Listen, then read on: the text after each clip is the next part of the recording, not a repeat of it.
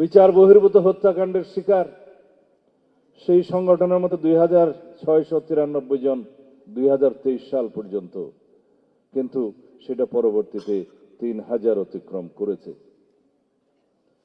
এভাবে জেলখানায় মৃত্যুবরণ করেছে সেই পর্যন্ত 1048 জন। 2024-এর হিসাব এখানে নেই।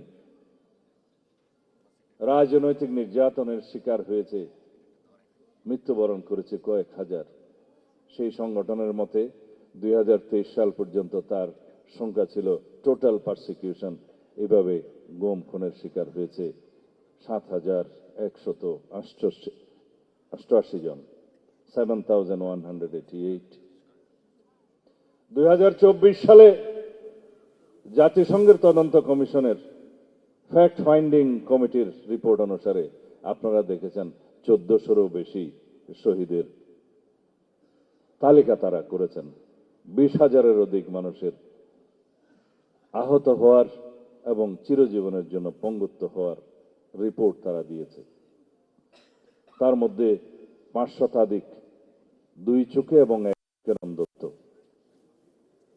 এত ত্যাগ, এত রক্ত, এত আত্মদান পৃথিবীর অন্য কোন জাতি দিয়েছে কিনা জানা নাই। আমরা একটা রাক্ষস রাজ্যে ছিলাম